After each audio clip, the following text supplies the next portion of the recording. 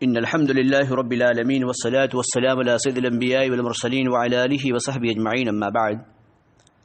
عن أبي هريرة رضي الله عنه أن رسول الله صلى الله عليه وسلم قال: أتدرون ما المفلس؟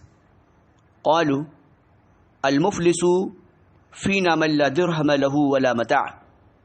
فقال: إن المفلس من أمتي من يأتي يوم القيامة بصلاة وصيام وزكاة ويأتي قد شتم هذا وقذف هذا وأكل مال هذا وسفك دم هذا وضرب هذا فيعطى هذا من حسناته وهذا من حسناته، فإن فنيت حسناته قبل أن يقسم عليه أخذ من خطاياهم فطرحت عليه ثم طرح في النار.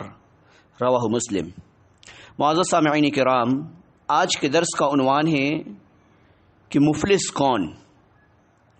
حضرت ابو ہریرہ رضی اللہ تعالی عنہ سے روایت ہے کہ نبی اکرم صلی اللہ علیہ وسلم نے صحابہ کرام سے ارشاد فرمایا کہ تم جانتے ہو کہ مفلس کون ہے؟ صحابہ کرام نے عرض کیا کہ ہمارے نزدیک مفلس وہ شخص ہے جس کے پاس کوئی درہم یعنی روپیہ پیسہ اور دنیا کا ساز و سامان نہ ہو. آپ صلی اللہ علیہ وسلم نے ارشاد فرمایا میری امت کا مفلس وہ شخص ہے جو قیامت کے دن بہت سی نماز، روزہ، زکوٰۃ اور دوسری مقبول عبادتیں لے کر آئے گا، مگر حال یہ ہوگا کہ اس نے کسی کو گالی دی ہوگی، کسی پر تہمت لگائی ہوگی، کسی کا مال کھایا ہوگا، کسی کا خون بہایا ہوگا اور کسی کو مارا پیٹا ہوگا، تو اس کی نیکیوں اس میں سے ایک حق والے کو اس کے حق کے بقدر نیکیاں دے دی جائیں گی. ایسے ہی دوسرے حق والے کو اس کی نیکیوں میں سے اس کے حق کے بقدر نیکیاں دے دی جائیں گی. پھر اگر دوسروں کے حقوق چکائے جانے سے پہلے اس کی ساری نیکیاں ختم ہو جائیں گی تو ان کے حقوق کے بقدر حقداروں کو اور مظلوموں کے گناہوں کو جو انہوں نے دنیا میں کیے ہوں گے ان سے لے کر اس شخص پر ڈال دیے جائیں گے اور پھر اس کو دوزخ میں پھینک دیا جائے گا. اس حدیث کو امام مسلم نے باب تحریم المسلم کے اندر اس روایت کو نقل کیا ہے. حدیث نمبر 6579 نمبر حدیث ہے.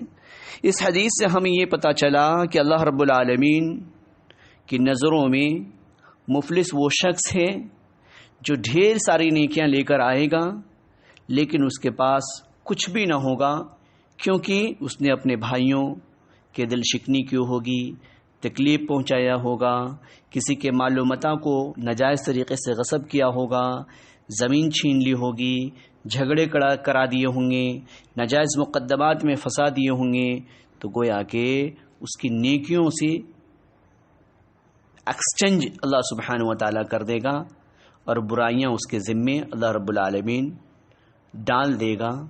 تو اندازہ لگائیں کہ اب ہمارا کس میں شمار ہونے والا ہے. جو صبح سے لے کر شام تک ہم دوسرے کے عیوب میں لگے رہتے ہیں، حالانکہ ہونا تو یہ چاہیے تھا کسی کے عیب پہ پردہ ڈالنا چاہیے، پردہ ڈالنے کے بجائے ہم اس کی پردہ دری کیا کرتے ہیں. اللہ رب العالمین سے ہم دعا کرتے ہیں کہ اللہ سبحانہ و تعالی ہم سب کو ایسی افلاس سے اللہ رب العالمین ہم سب کی حفاظت فرمائیں. اللہ رب العالمین ہمارے نیک اعمال کو قبول فرمائیں. یا رب العالمین برائیوں سے حفاظت فرما، شیطان مردود کے شر سے خصوصاً ہم سب کی حفاظت فرما کر امن عطا فرما، شانتی عطا فرما اور دنیا سے رخصت ہو جانے کے بعد اللہ رب العالمین جنت میں اعلیٰ مقام عطا فرما. السلام علیکم ورحمۃ اللہ وبرکاتہ.